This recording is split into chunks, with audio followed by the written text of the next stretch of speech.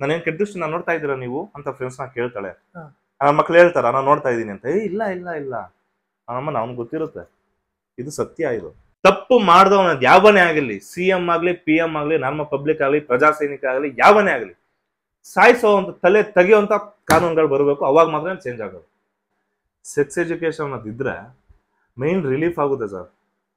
ಏನು ಯಾವ್ದು ಸರಿ ಯಾವ್ದು ತಪ್ಪು, ಯಾರಿಗೆ ಏನು ಮಾಡಬೇಕು ಅನ್ನೋ ವಿದ್ಯೆನ ಕಲ್ಸ್ಕೊಡ್ತಾ ಇಲ್ಲ.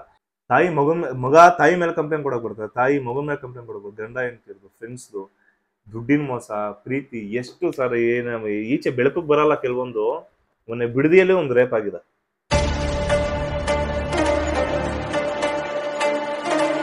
Worst sir. ನನ್ನ ತಾಯಿ ಪ್ರೀತಿ ಬಿಟ್ರೆ ಯಾವ ಪ್ರೀತಿ ನಂಬಲ್ಲ. ಸ್ನೇಹ, ಫ್ಯಾಮಿಲಿ ಅಷ್ಟೇ. ಇವಾಗ ಒಂದು ಎಕ್ಸಾಂಪಲ್ ಹೇಳ್ತೀನಿ ಸರ್. ಇವಾಗ ಒಂದು ಹುಡುಗ ಹುಡುಗಿ ತುಂಬಾ ಲವ್ ಮಾಡ್ತಾ ಇರ್ತಾರೆ. ಆ ಹುಡುಗಂಗೆ ಆಗ್ಲಿ ಹುಡುಗಿಗೆ ಆಗ್ಲಿ ಬೇರೆ ಫ್ರೆಂಡು ಬೆಸ್ಟಿ ಅಂತ ಬೇರೆಯವ್ರ ಜೊತೆ ಗಂಡ್ಗಟ್ಲೆ ಮಾತಾಡೋ ಅವಶ್ಯಕತೆ ಏನು? ಹಂಗಿದ್ರೆ ಇವ್ನ್ ಯಾಕೆ ಬೇಕು? ಕೇಳಿದ್ರೆ ಫ್ರೆಂಡ್ಲಿ ಅಂತಾರೆ. ಏನು ನನ್ನ ಕೆಟ್ಟ ದೃಷ್ಟಿಯಿಂದ ಯಾರು ನೋಡ್ತಾರೆ? ಅರ್ಧಂಬರ್ಧ ಬಟ್ಟೆ ಹಾಕೊಂಡು ಹೋಗ್ತಾರೆ. ನನ್ಗೆ ಅದ್ರ ಮೇಲೆ ಏನು ಅಭ್ಯಂತರ ಇಲ್ಲ. ಅರೆ ಇವಾಗ ಹೇಳ್ತಾ ಇದ್ದೀನಿ ಸರ್, ಹೆಣ್ಮಕ್ಳು ಅರ್ಧಂಬರ್ಧ ಬಟ್ಟೆ ಹಾಕೊಂಡು ಈಚೆ ಹೋಗ್ತಾರೆ. ಅವ್ರ ತಂದೆಗೋ ಪೀಡಿಸೋ ವ್ಯಕ್ತಿಗೋ ನೋವಾಗುತ್ತೆ. ಯಾಕೊಂಡು ಹೋಗ್ಬೇಡ ಅಂದ್ರೆ ನಿನ್ ಮೈಂಡ್ ಸೆಟ್ ಸರಿ ಇರ್ಲಿ. ಅವರೆಲ್ಲ ನಾನೇನ್ ಕೆಟ್ಟ ದೃಷ್ಟಿ ನಾನು ನೋಡ್ತಾ ಇದ್ದೀರಾ ನೀವು ಅಂತ ಫ್ರೆಂಡ್ಸ್ ನ ಕೇಳ್ತಾಳೆ. ನನ್ನ ಮಕ್ಳು ಹೇಳ್ತಾರ ನಾನು ನೋಡ್ತಾ ಇದ್ದೀನಿ ಅಂತ. ಇಲ್ಲ ಇಲ್ಲ ಇಲ್ಲ ಅಮ್ಮ ಅವ್ನಿಗೆ ಗೊತ್ತಿರುತ್ತೆ, ಇದು ಸತ್ಯ. ಇದು ಇವಳಿಗೂ ಗೊತ್ತಿರುತ್ತೆ, ನೋಡ್ತಾರೆ ಅಂತ ಬೇಕು ಅಂತ ಹೋಗೋದು, ಕೆಣ್ಕೋದು. ಇವಾಗ ಸರ್ ನಾನು ಹೇಳ್ತೀನಿ, ಇವಾಗ ಕೆಲವ್ರು ಹೇಳ್ತಾರೆ ಏನು ನಾವು ಬಟ್ಟೆ ಸರಿ ಇಲ್ದಾರ ರೇಪ್ ಮಾಡ್ತಾರೆ, ಹಂಗಾರೆ ಚಿಕ್ಕ ಮಕ್ಳಿಗೆಲ್ಲ ರೇಪ್ ಮಾಡ್ತಾ ಇದಾರೆ, ಹಂಗಾರೆ ಅವ್ರಲ್ಲಿ ಏನ್ ನೋಡ್ತಾ ಇದಾರೆ ಅಂತ. ಸತ್ಯ ಅಮ್ಮ ನೀನ್ ಹೇಳ್ತಿರೋದು. ಚಿಕ್ಕ ಮಕ್ಳಿಗೆ ರೇಪ್ ಮಾಡ್ತಾರ ಅಂತ ಬೋಳಿ ಮಕ್ಳಿದಾರೆ, ಅವನ್ ತಪ್ಪೆ. ಅಂತ ಚಿಕ್ಕ ಮಕ್ಕಳನ್ನ ಬಿಡ್ತಿಲ್ಲಮ್ಮ. ನೀನ್ ವಯಸ್ಸಿಗೆ ಬಂದಿದ್ಯಾ, ಇನ್ನು ನಿನ್ನನ್ ಬಿಡ್ತಾರ? ನೀನಾರು ನೀಟಾಗಿರ್ಬೇಕಲ್ಲ. ಇದು ನಮ್ಮ ಪ್ರಶ್ನೆ. ನೀವೇಲ ಹಾಕೊಳ್ದೆ ಈಚೆ ಹೋದ್ರೆ ಇವಾಗ ಸ್ಕೂಲ್ಗೆ ಹೋಗೋ ಒಂದ್ ಚಪ್ಪರ್ಗಳು ಕೆಲವ್ರು ಹೇಳ್ತಾ ಇದೀನಿ, ಚಿಕ್ಕ ಹುಡುಗರು ನಿನ್ನ ನೋಡಿ ಕೆಟ್ಟದಾಗ ರೇಗಿಸ್ತಾರೆ. ಅದನ್ನ ನೋಡ್ಕೊಂಡು ನಮ್ಗೆ ಎಷ್ಟು ನೋವಾಗಲ್ಲ ಯಾಕೆ ಅಂತ ನಮ್ ಪ್ರಶ್ನೆ. ಬದ್ಲಾಗ್ಬೇಕು ಸರ್. ಇದು ಬದ್ಲಾಗಲ್ಲ ಅಂತಾನು ಗೊತ್ತು, ಆದ್ರೆ ನಾವು ಹೋರಾಟ ಮಾಡೋದು ಬಿಡಲ್ಲ, ಮಾಡ್ತಾ ಇರ್ಬೇಕಷ್ಟೇ. ಇವಾಗ ರೇಪ್ಗಳು ತುಂಬಾ ಆಗ್ತಾ ಇದೆಯಲ್ಲ, ಇದಕ್ಕೆ ಏನ್ ರೀಸನ್ ಇರ್ಬೋದು? ಸೆಕ್ಸ್ ಎಜುಕೇಶನ್ ಇಲ್ಲ ಸರ್ ನಮ್ಮ ಇಂಡಿಯಾದಲ್ಲಿ. ಒಂದೇ ವರ್ಡ್ ಇದು.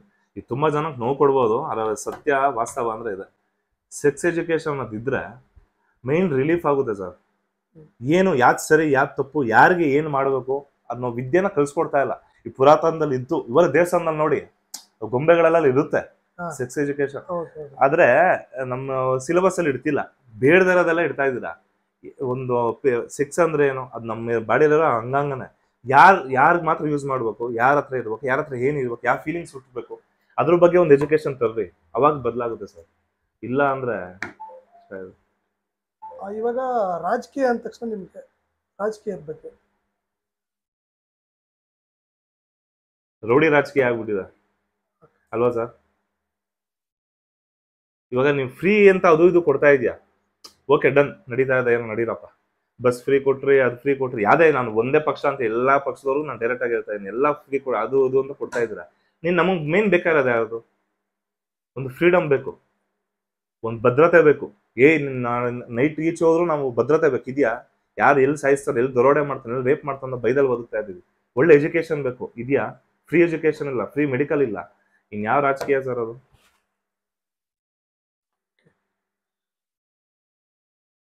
ಅಂದ್ರೆ ತುಂಬಾ ಜನ ನಿಮ್ಮನ್ನ ಕೇಳಿರ್ಬೋದು, ಇಷ್ಟೆಲ್ಲ ಮಾಡ್ತೀರಲ್ಲ ನೀವು, ರಾಜಕೀಯ ಬರೋ ಪ್ಲಾನ್ ಇದೆ ಅಂತ? ಇಲ್ಲಿ ಖಂಡಿತವಾಗ್ಲು ನಮ್ಗೆ ಅದೆಲ್ಲ ಸಿನಿಮಾ ಸರ್. ನಾನು ಸಿನಿಮಾ ಬಗ್ದವನು.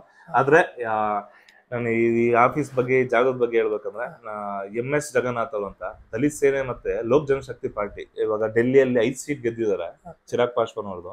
ಆ ಪಾರ್ಟಿಯಲ್ಲಿ ಕರ್ನಾಟಕಕ್ಕೆ ಒಬ್ಬರೇ ಅಂದ್ರೆ MS ಜಗನ್ನಾಥ್ ಅವರು ನನಗೆ ಯೂತ್ ಪ್ರೆಸಿಡೆಂಟ್ ಪೋಸ್ಟ್ ಕೊಟ್ಟಿದ್ದಾರೆ ಬೆಂಗಳೂರಿಗೆ. ಅದೆಲ್ಲೂ ಹೇಳ್ಕೊಂಡಿಲ್ಲ, ನಾನು ಇವತ್ತೇ ಫಸ್ಟ್ ಟೈಮ್ ಹೇಳ್ತಾ ಇದ್ದೀನಿ. ಒಳ್ಳೆ ಪೋಸ್ಟ್ ಕೊಟ್ಟಿದ್ದೀನಿ. ಈ ಜಾಗ ಎಲ್ಲ ಅವ್ರದೇ ಸರ್. ನಾವು ಮಾಡ್ತಾ ಇರೋ ಕೆಲ್ಸಕ್ಕೆ MS ಜಗನ್ನಾಥ್ ಅವರು ಮತ್ತೆ ರವಿಕುಮಾರ್ ಅಂತ ಕೆಂಗೇರಿಯಲ್ಲಿ ಅವ್ರು ಈ ಜಾಗ ನಾನು ಕೊಟ್ಟು, ನೀವು ಒಳ್ಳೇದ್ ಮಾಡ್ತಿದ್ಯಾ, ನೀನ್ ಏನ್ ಬೇಕೋ ನಾವು ಬ್ಯಾಕ್ ಸಪೋರ್ಟ್ ಇರ್ತೀವಿ ಮಾಡು ಅಂತ ಹೇಳಿ ಬಿಟ್ಟು, ಕಾನೂನೇನು ಹೇಗ್ ಮಾಡ್ಬೇಕು, ಜನಕ್ಕೆ ಏನೇ ಇದ್ರು, ಇವಾಗ ಯಾವ್ದೇ ಸ್ಟೇಷನ್ ವಿಚಾರ ಅಂತ ಬಂದ್ರು, ಅಣ್ಣ ಹಿಂಗಾಗಿದೆ ಅಣ್ಣ ಅಂತಂದ್ರೆ ಸ್ಪಂದಿಸಿ ಸ್ಟೇಷನ್ ಲೆವೆಲ್ ಅಲ್ಲಿ ಹೋಗಿ ಬಡವ್ರಿಗೆಲ್ಲ ನಾವು ಓಪನ್ ಆಗಿ ಆಫೀಸಲ್ಲಿ ₹1 ಯಾರ ಹತ್ರ ನಿಲ್ಸ್ಕೊಳಲ್ಲ ಸರ್. ನಾವು ₹1 ನಾನು ಲಾಯರ್ನು ಕೆಲವೊಂದ್ಸತಿ ಬಡವ್ರು ಅಂದ್ರೆ ಫ್ರೀಯಾಗಿ ಕಳ್ಸಿಕೊಡ್ತೀನಿ ನಮ್ಮ ಲಾಯರ್ನ. ನನ್ನ ಕೈಯಿಂದ ತುಂಬಾ ದುಡ್ಡು ಹೋಗ್ಲಿ ಬೇಜಾರಿಲ್ಲ.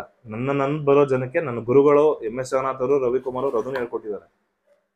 ಬಡವ್ರಿಗೆ ಒಳ್ಳೇದು ಮಾಡು, ಈ ಜಾಗ ಅದಕ್ಕೆ ಫ್ರೀಯಾಗಿ ಕೊಟ್ಟು. ಈ ಕಾಲದಲ್ಲಿ 60-40 ಸೈಟ್ ಸರ್ ಇದು, ಯಾರು ಕೊಡ್ತಾರೆ ಫ್ರೀಯಾಗಿ? ನೀನು ಮಾಡಪ್ಪ ಅಂತ ₹1 ಇಸ್ಕೊಂತ ಇಲ್ಲ. ಇನ್ನು ಲಾಯರ್ನು ಕೆಲ್ಸದ ಹುಡುಗನು ಅವರೇ ಕೊಟ್ಟಿದ್ದಾರೆ ನನಗೆ. ನೀನ್ ಜನಕ್ಕೆ ಒಳ್ಳೇದು ಮಾಡ್ತಾ ಇದೀಯಾ, ನಿನ್ನ ತಳ್ಳೋ ಮುಂದೆ ಬರೋ ಜವಾಬ್ದಾರಿ ನಮ್ದು ಅಂತ ಹೇಳಿ ಅವರ ಇದ್ರಲ್ಲೇ ನಾನು ಇನ್ನೂ ಸ್ಟ್ರಾಂಗ್ ಆಗಿದ್ದೀನಿ. ಅದು ಡೈರೆಕ್ಟ್ ಆಗಿ ಹೇಳ್ತೀನಿ ಸರ್. ಅಂದ್ರೆ ಈಗ ನಿಮ್ಮ ಹತ್ರ ಬರ್ತಾರಲ್ಲ, ಯಾವ್ಯಾವ ತರದಲ್ಲಿ ಬರ್ತಾರೆ? ತುಂಬಾ ಬರ್ತಿದ್ದಾರೆ ಸರ್. ಬಡವರು ಬರ್ತಿದ್ದಾರೆ, ಆಸ್ತಿ ಗಲಾಟೆ, ಮತ್ತೆ ಗಂಡ ಹೆಂಡತಿ ಜಗಳ ಆಗಿರ್ಬೋದು, ಮತ್ತೆ ರೇಪ್ಗಳು, ಮರ್ಡರ್ಗಳು. ಇಷ್ಟು ಅಂದ್ರೆ ತಾಯಿ ಮಗ ತಾಯಿ ಮೇಲೆ ಕಂಪ್ಲೇಂಟ್ ಕೊಡಕ್ ಬರ್ತಾರೆ, ತಾಯಿ ಮಗನ ಮೇಲೆ ಕಂಪ್ಲೇಂಟ್ ಕೊಡಬೇಕು, ಗಂಡ ಹೆಂಡತಿ ಇರ್ಬೋದು, ಫ್ರೆಂಡ್ಸ್ದು, ದುಡ್ಡಿನ ಮೋಸ, ಪ್ರೀತಿ, ಎಷ್ಟು ಸರ್ ಏನು ಈಚೆ ಬೆಳಕಿಗೆ ಬರಲ್ಲ. ಕೆಲವೊಂದು ಮೊನ್ನೆ ಬಿಡದಿಯಲ್ಲೇ ಒಂದು ರೇಪ್ ಆಗಿದೆ, ಅದೀಚೆ ಬಂದಿಲ್ಲ. ಅದು ಏನಕ್ಕೆ ಅಂದ್ರೆ ಅವ್ರ ಮನೆತನ ಗಲಾಟೆ ಅಂತೆ 17 ವರ್ಷದ ಹುಡುಗಿನ ರೇಪ್ ಮಾಡಿದ್ದಾರೆ, ಕರ್ಕೊಂಡೋಗಿ ಪಕ್ಕ ಮನೆನೇ ಮಾಡಿಸಿದ್ದಾನೆ. ಒಬ್ಬ ಮಾತ್ರ ಅರೆಸ್ಟ್ ಆಗಿದೆ, ನಾನು ರೋಡ್ ಶೀಟರ್. ಮಿಕ್ದವರೆಲ್ಲ ಆರಾಮಾಗಿ ಈಚೆ ತಿರುಗಾಡ್ಕೊಂಡಿದ್ದಾರೆ. ಇವಾಗ ಅವ್ರನ್ನ ನಾವು ಏನ್ ಮಾಡ್ಬೇಕು? ಸಾಯಿಸ್ಬೇಕಾ ನಂಗೆ ಬಿಟ್ಕೊಡ್ಬೇಕಾ ಅಂತ ಕಾನೂನು ಬರ್ಬೇಕು ಸರ್. ಅವಾಗ ರಾಜಕಾರಣಿಗಳಿಗೆ ನಾನು ಸಲಾ ಹೊಡಿತೀನಿ. ತಪ್ಪು ಮಾಡ್ದವನ ಯಾವನೇ ಆಗಲಿ, CM ಆಗ್ಲಿ, PM ಆಗ್ಲಿ, ನಮ್ಮ ಪಬ್ಲಿಕ್ ಆಗ್ಲಿ, ಪ್ರಜಾ ಸೈನಿಕ ಆಗಲಿ, ಯಾವನೇ ಆಗಲಿ, ಸಾಯಿಸೋವಂತ ತಲೆ ತೆಗೆಯುವಂತ ಕಾನೂನುಗಳು ಬರಬೇಕು. ಅವಾಗ ಮಾತ್ರ ಚೇಂಜ್ ಆಗೋದು. ಭಯ ಬರಬೇಕು. CM ಯಾವ ರಾಜಕಾರಣಿ ಸರ್ ತಪ್ಪು ಮಾಡೋ ನನ್ನನ್ನು ಸಾಯಿಸ್ರಿ, ನನ್ನನ್ನು ನೋಡಿರಿ, ನನ್ ಕೆಳಗಿಳಿಸಿ ಅನ್ನೋ ರಾಜಕಾರಣಿ ಒಬ್ಬ ಇದ್ದಾನ ತೋರಿಸ್ಬಿಡಿ. ಆ ತಾಕತ್ ಬಂದ್ರೇನೆ ನಮ್ಮ ಇಂಡಿಯಾ ಚೇಂಜ್ ಆಗೋದು. ಅಲ್ಲಿವರೆಗೂ ಆಗಲ್ಲ, ನಂಬದೇ ಇಲ್ಲ. ನಾನು ಉಪೇಂದ್ರ ಅವ್ರು ತುಂಬಾ ಸಪೋರ್ಟ್ ಮಾಡ್ತಿದ್ದೆ ಸರ್. ನೀವಾಗಲೂ ನಾನು ಅಷ್ಟೇ ಪ್ರಜಾಕೀಯನೇ ನಾನು ಬಂದ್ರೆ ಒಂದು ಬದಲಾವಣೆ ಆಗುತ್ತೆ ಅಂತ ನಂಬಿರುವಂತ ವ್ಯಕ್ತಿ ನಾನು. ಬಟ್ ಪ್ರಜಾಕೀಯದ ಬಗ್ಗೆ ಎಲ್ರಿಗೂ ನೀವು ಹೇಳಿದ್ರಿ ಪ್ರಜಾಕೀಯ ಬಂತು ಅಂತ.